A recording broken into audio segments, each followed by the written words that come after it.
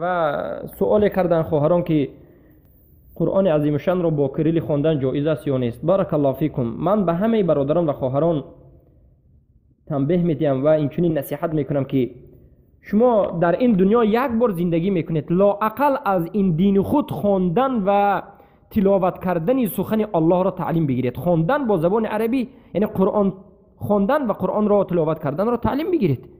در این زندگی 60-70 ساله خود چی عمل میکنید؟ دیگر چی دارید غیر از بهترین کلام الله؟ تلاوت، لذت تلاوت اونها چیز دیگر وجود دارد؟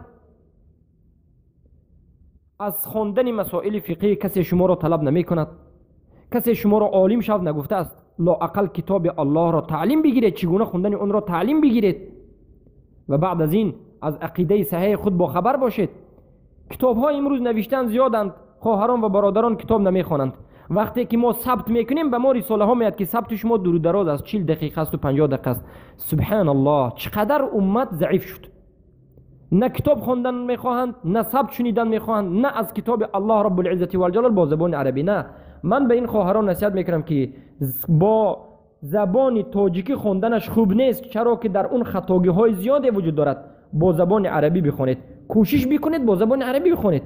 یاد گرفتن، تعلیم گرفتن زبان عربی برای تلاوت قرآن هیچ مشکلی ندارد. در یک هفته و یک ماه، زیادترش یک ماه، شما میتونید که قرآن را تعلیم بگیرید. خیلی که الله میگه ولقد یسرنا الذکر و هل من مدکر.